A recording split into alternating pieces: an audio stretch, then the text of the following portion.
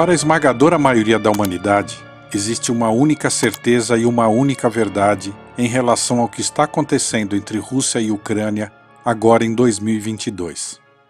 Essa verdade seria que a Rússia está reagindo para retomar territórios que interessam a sua estratégia de defesa e que fazem parte hoje da Ucrânia. A exemplo do que ela já tinha feito com a região lá da Crimeia. E assim ela evita o avanço da OTAN na aproximação com a Ucrânia, o que passa a ameaçá-la na sua fronteira. Esses movimentos em 2022 seriam o ápice de um processo que teria se iniciado lá em 2014, após os conflitos decorrentes da ação da Rússia na Crimeia. Naquela época, devido a tudo isso, havia sido assinado o Acordo ou o Tratado de Minsk, pelo qual, assim de maneira resumida, a Ucrânia se comprometia a não fazer justamente esse movimento que está ocorrendo agora de aproximação com os países que integram a OTAN. A Rússia considera que a Ucrânia deixou de cumprir esse tratado e assim ela teria avançado nas ações que a gente conhece no começo desse ano de 2022. Essa é a realidade para a maioria das pessoas.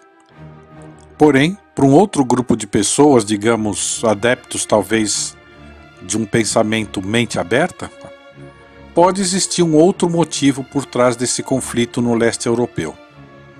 Em 2007, o escritor americano Whitley Strieber, que nós já citamos aqui no canal no episódio sobre aliens e abduções, ele publicou um livro chamado 2012 A Guerra pelas Almas.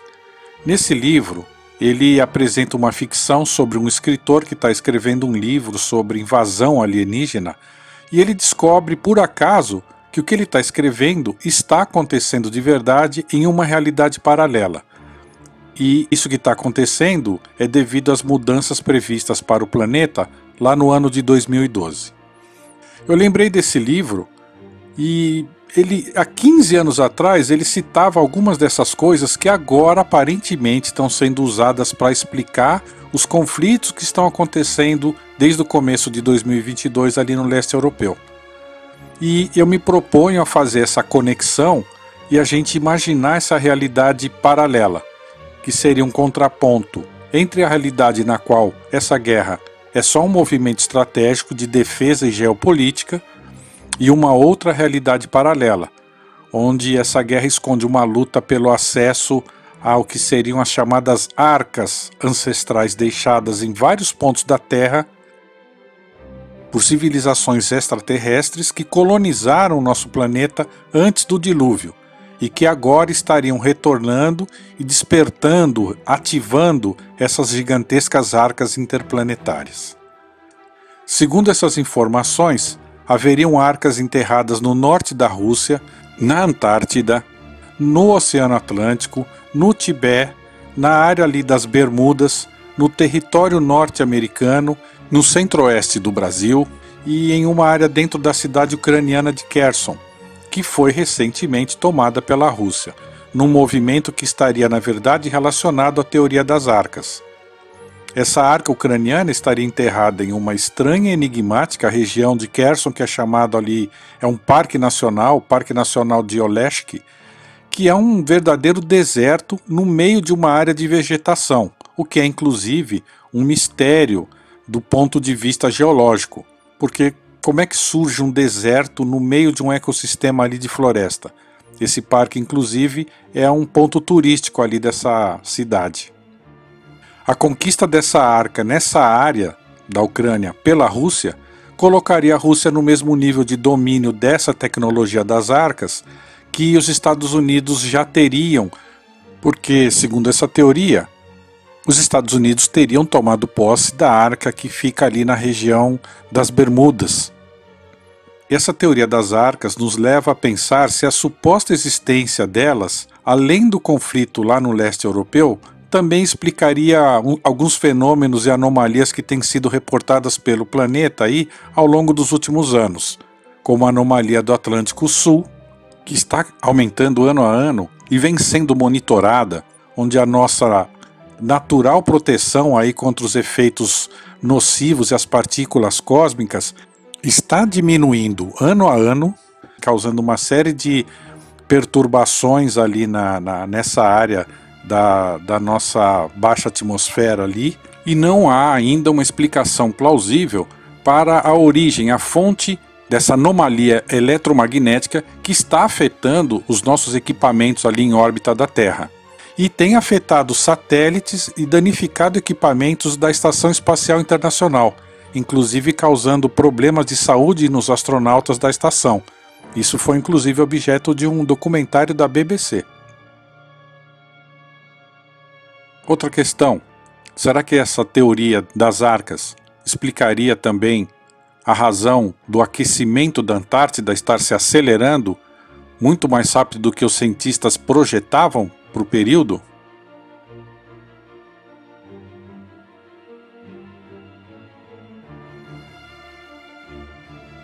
Ou essa teoria explica a anomalia que foi registrada sobre o México pelo radar meteorológico em 2020, que foi depois tratado como tendo sido um mero erro de ajuste de radar?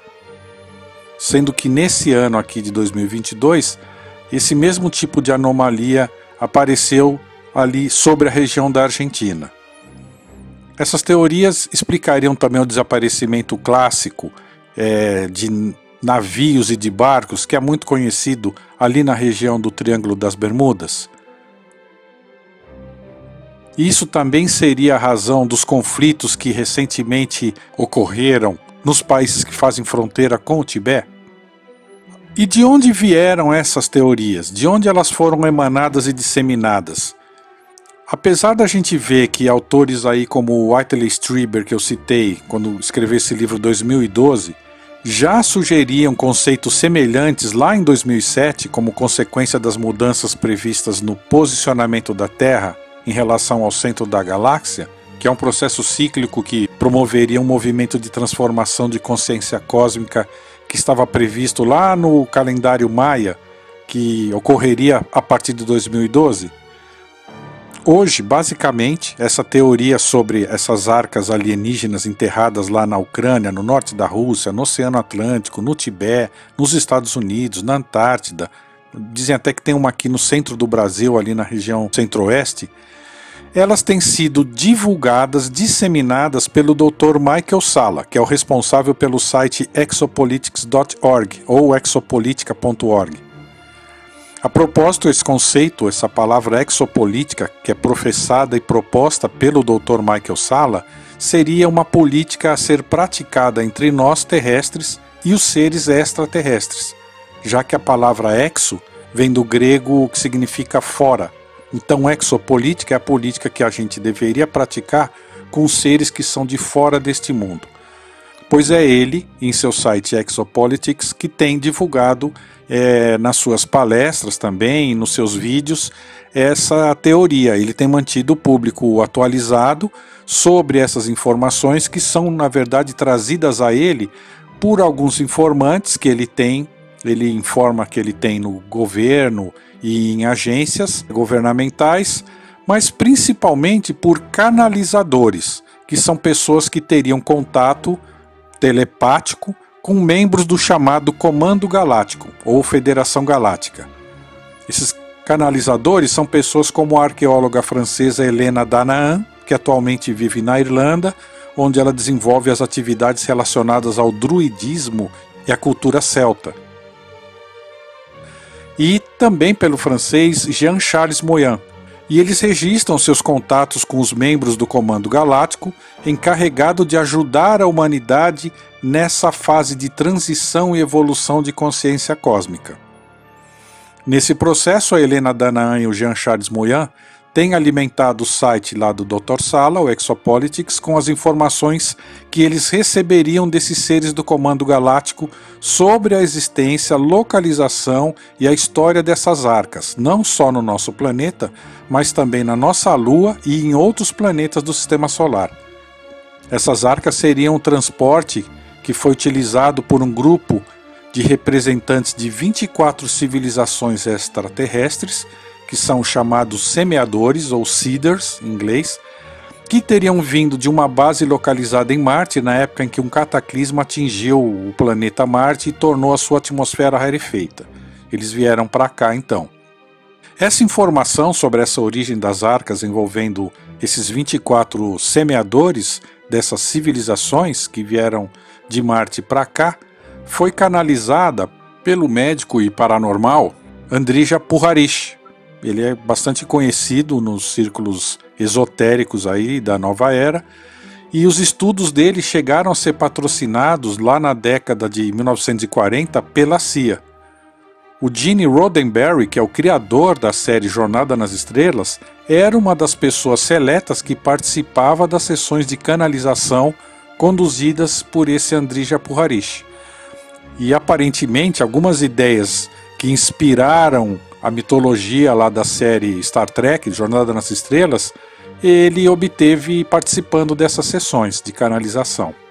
As entidades contatadas pelo Andrija Puharish nessas sessões de canalização e que deram essa informação sobre a atuação das 24 civilizações extraterrestres que vieram para cá em Arcas para desenvolver a humanidade, fariam parte do chamado Conselho dos Nove, que é um grupo de entidades extradimensionais, extraterrestre, que estaria por trás, por exemplo, de invenções transmitidas telepaticamente ao Nikola Tesla na virada do século XX, e também na década de 50 para o George Van Tassel, que é o inventor do Integratron, que inclusive foi tema também de um outro episódio aqui no nosso canal. Quando esses seres semeadores chegaram aqui na Terra milhares de anos atrás em suas arcas, eles teriam se envolvido no desenvolvimento do Homo sapiens, e após o dilúvio, que inclusive é importante a gente ter conhecimento, que é um episódio relatado na história ancestral de mais de 270 povos na Terra, e não somente na Bíblia judaico-cristã. Então essas arcas elas teriam ficado enterradas após o dilúvio em diversos locais, como a gente citou, até que chegasse o momento da sua reativação. Então, nesse contexto, muitas pessoas estão relacionando o que estaria acontecendo com essas arcas atualmente com os avistamentos que têm sido reportados aí nos céus da Ucrânia,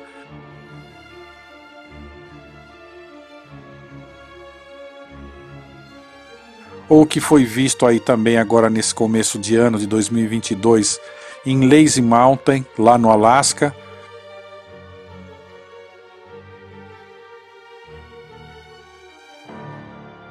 E a aparente abertura de portais que têm sido vistas em diversos locais.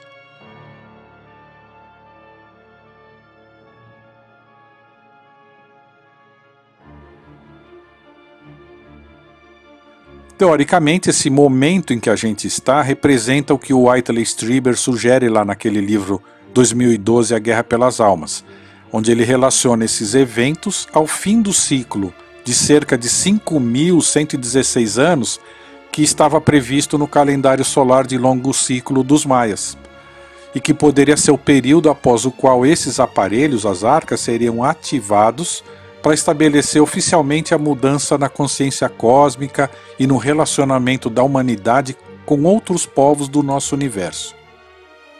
Os canalizadores ali, a Helena Danaan e o Jean-Charles Moyan, relataram ainda ao Dr. Michael Salla recentes episódios nos quais eles dois teriam sido teletransportados para o interior de algumas dessas arcas.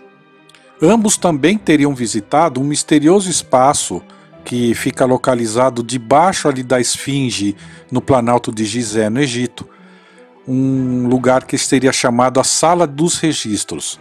E o interessante sobre essa Sala dos Registros é que o famoso clarividente americano Edgar Cayce já havia falado sobre essa sala nas suas profecias lá no começo do século XX, 1920 e 1930.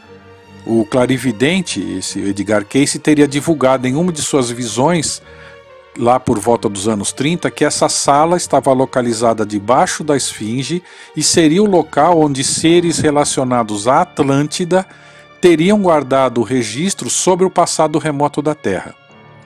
O Edgar Cayce viveu entre 1877 e 1945 e ele tem a mais bem documentada série de profecias já registradas. Elas fazem parte hoje do acervo de uma fundação que leva o seu nome. Ele era chamado de profeta adormecido porque ele entrava num estado de sono profundo e era quando ele passava então a relatar as profecias, supostamente acessando uma dimensão chamada Akasha, onde estariam disponíveis a todas as pessoas que tivessem a necessária sensibilidade para acessar essa dimensão, os registros akáshicos, que contém toda a história do universo, passada, presente e futura. A visita lá à sala dos registros, então, foi relatada tanto pela Helena Danaan, que foi teletransportada para essa sala dos registros em 1991, como também pelo Jean-Charles Moyan, que esteve lá com esses seres do Comando Galáctico em duas ocasiões. Primeiro em 1977, quando ele tinha 10 anos, e ele até desenhou o que ele viu lá na época, debaixo da Esfinge, e também o que ele viu nessa época, numa base submersa lá no Triângulo das Bermudas. Depois ele viu novamente em 1991, o mesmo ano que a Helena Danaan viu.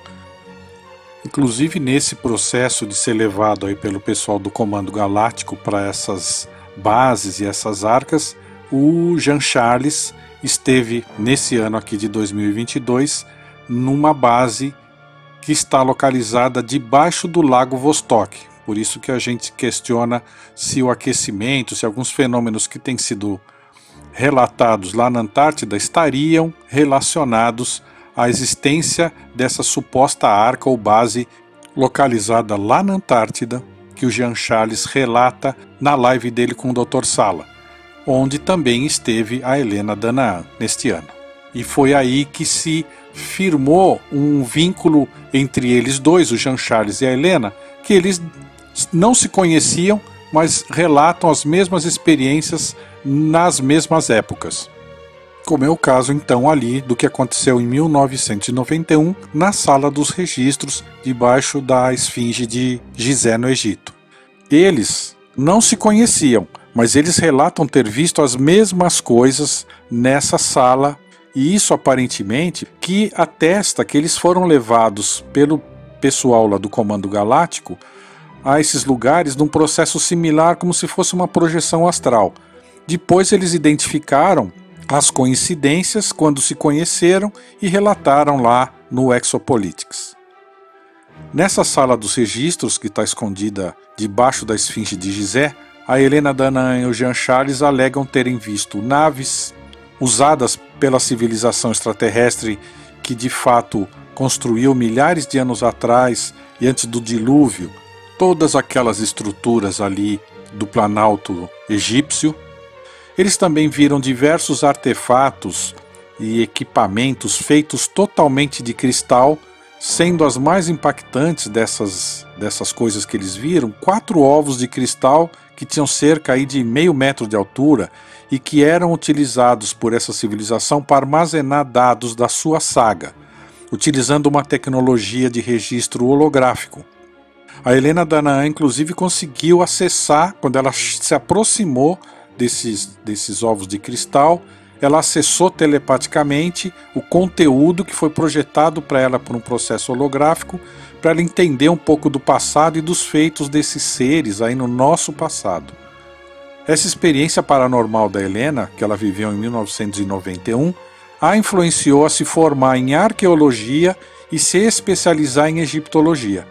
Em 1998, 7 anos depois, ela teve a oportunidade de chegar próxima a um túnel que daria acesso a um espaço grande que ficava embaixo da Esfinge. Ela estava trabalhando lá no Egito, justamente com o egiptólogo Zahi Hawass, que até aparece em documentários do History Channel.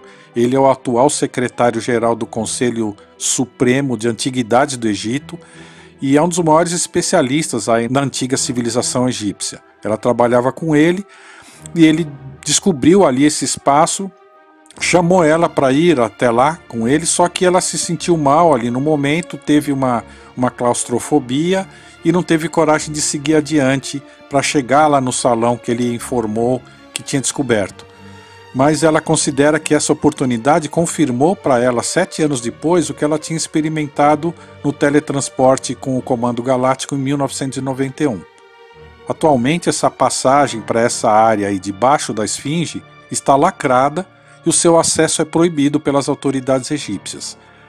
Apesar de haver rumores de que as agências americanas continuam acessando e estudando os achados tecnológicos que estariam ocultos lá nesse lugar, com o apoio do governo egípcio.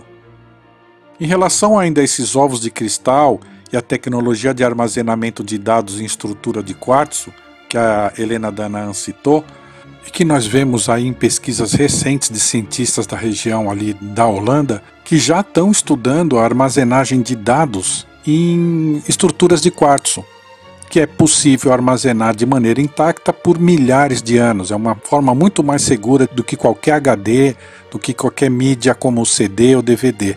Isso já está sendo estudado e aparentemente foi relatada na experiência lá da Helena Danaan. Então, em relação a isso, a gente pode fazer uma conexão interessante. Há livros sobre o fenômeno das caveiras de cristal, como por exemplo Os Crânios de Cristal, que é um livro do David Hatcher Childress, entre outros livros que tem.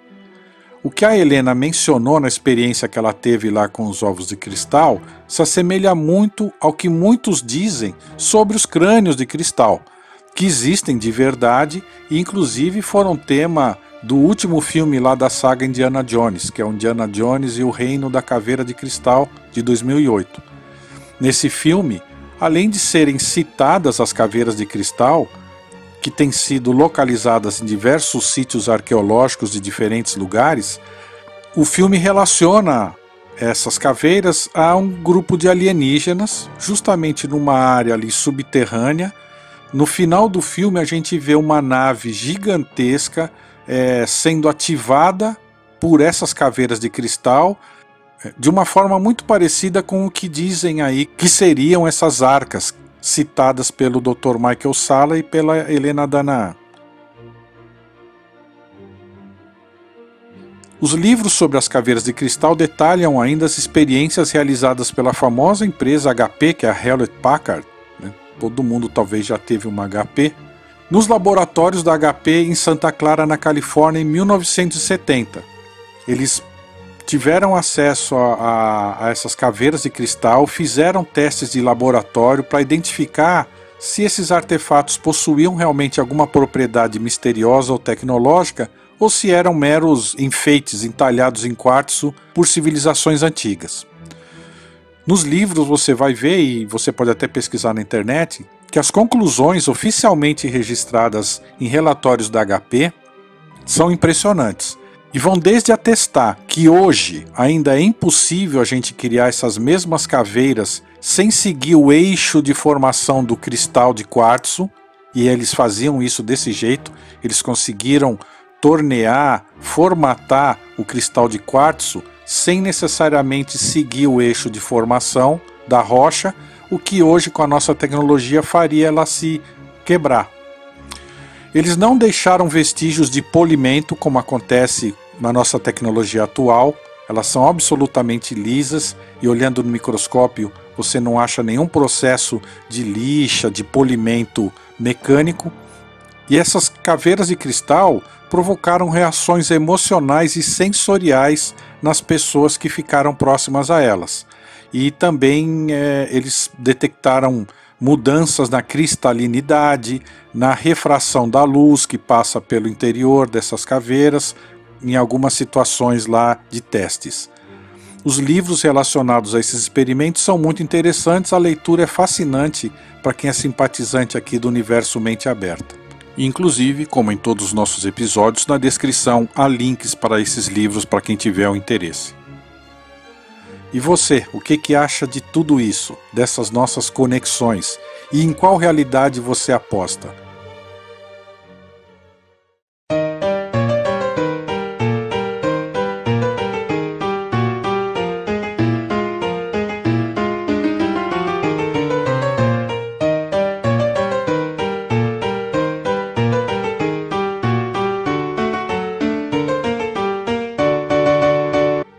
Na que considera que o conflito atual entre Rússia e Ucrânia é apenas uma questão geopolítica, de disputa de território estratégico, ou na realidade que acredita que existe uma batalha pelo acesso a arcas relatadas nas experiências divulgadas por canalizadores no site Exopolitics. E então haveria seres extraterrestres participando de um processo de ajudar a humanidade numa jornada de integração cósmica que ativaria essas arcas. E esses seres seriam mesmo benfeitores interessados na nossa evolução? Ou será que por trás de todo esse movimento cósmico estaria algum outro tipo de entidade disfarçada para ter acesso a nossas almas? Boas reflexões e até o nosso próximo episódio. Mente aberta.